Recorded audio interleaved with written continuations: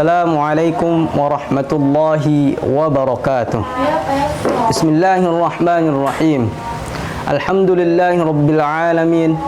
Segala puji bagi Allah Subhanahu wa taala yang telah memberikan kita berbagai macam nikmat, beribu-ribu nikmat, yakni iman dan nikmat kesempatan, sehingga kita dapat bertemu dengan bulan yang suci ini, yakni bulan Ramadan. Salawat serta salam semoga tercurah kepada Nabi Muhammad sallallahu alaihi wasallam, keluarga, sahabat dan seluruh umatnya hingga akhir zaman. Hadirin yang dirahmati Allah Subhanahu wa taala, Ramadan adalah bulan yang sangat istimewa. Allah Subhanahu wa taala sendiri yang langsung menyebutkan kewajiban puasa dalam Al-Qur'an. Di dalam Al-Qur'an berbunyi, Ya ayyuhalladzina amanu kutiba alaikumus siyam kama kutiba alal ladzina min qablikum la'allakum tattaqun. Artinya, wahai orang-orang yang beriman, diwajibkan atas kalian berpuasa sebagaimana diwajibkan atas orang-orang sebelum kamu agar kamu bertakwa. Quran Surah Al-Baqarah ayat 183. Dari ayat ini kita memahami bahwa tujuan utama puasa adalah agar kita menjadi orang-orang yang bertakwa. Takwa di sini berarti merasa selalu diawasi Allah, sehingga kita berhati-hati dalam setiap perkataan dan perbuatan. Puasa bukan sekedar menahan lapar dan haus, akan tetapi juga menahan lisan, menahan amarah dan menjaga perilaku. Rasulullah sallallahu alaihi wasallam bersabda, "Man lam yada' qaulaz zur wal 'amala bihi falaysa lillahi hajatan fi an yada' ta'amahu wa syarabahu." Yang artinya, barang siapa yang tidak meninggalkan perkataan dusta dan perbuatan buruk, maka Allah tidak butuh dari lapar dan haus yang ia tahan. Hadis riwayat Bukhari.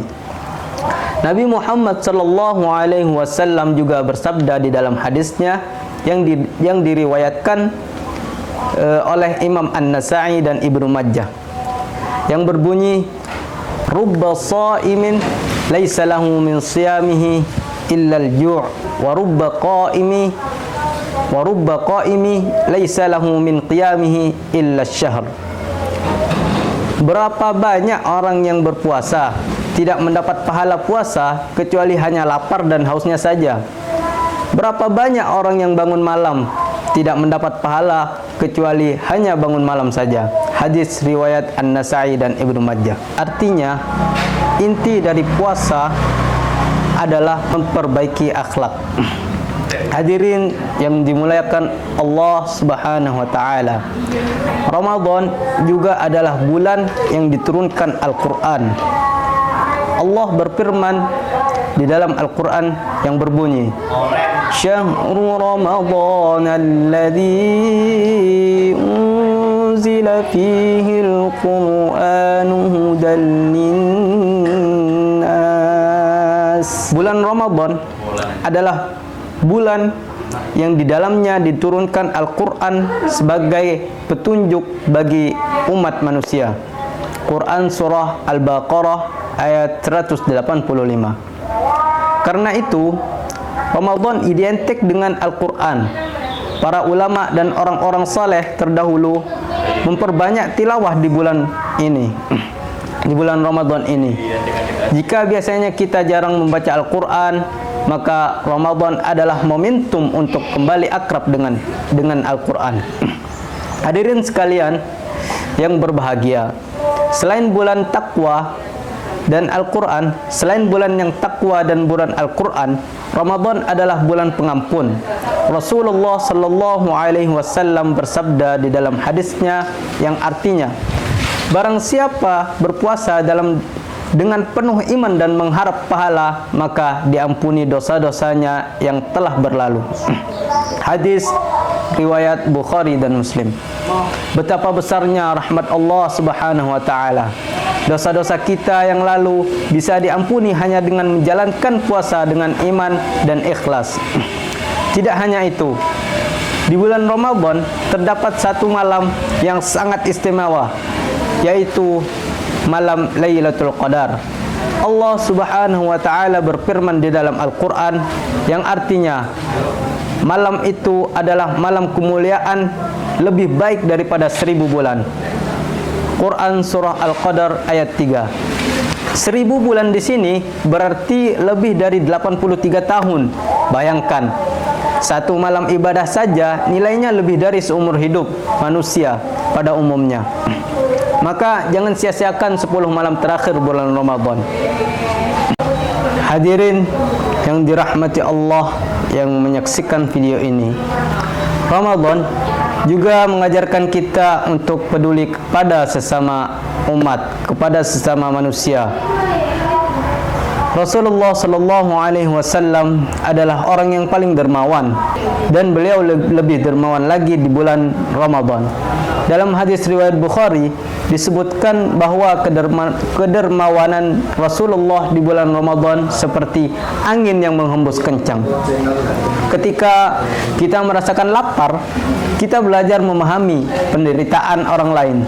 Maka jangan lewatkan kesempatan untuk bersedekah, membayar zakat, dan membantu yang membutuhkan, dan ibadah-ibadah yang lain. Karena kenapa? Di bulan Ramadan ini adalah bulan di mana amal kita, perbuatan kita akan dilipat gandakan berkali-kali lipat. Hadirin yang berbahagia, mari kita jadikan Ramadan ini sebagai titik perubahan. Jangan sampai Ramadan berlalu begitu saja tanpa meninggalkan bekas dalam diri kita. Jika setelah Ramadan kita masih sama seperti sebelumnya, berarti kita belum berhasil mengambil pelajaran.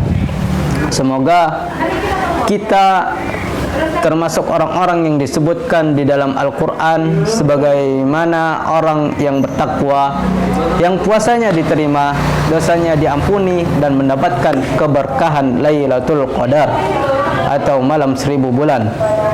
Rabbana taqabbal minna innaka antas samiul alim wa tub alaina innaka antat tawwabur rahim. Demikian rangkaian kata singkat ini, semoga bermanfaat. Wallahul muwaffiq ila aqwamit thariq. Wassalamualaikum warahmatullahi wabarakatuh.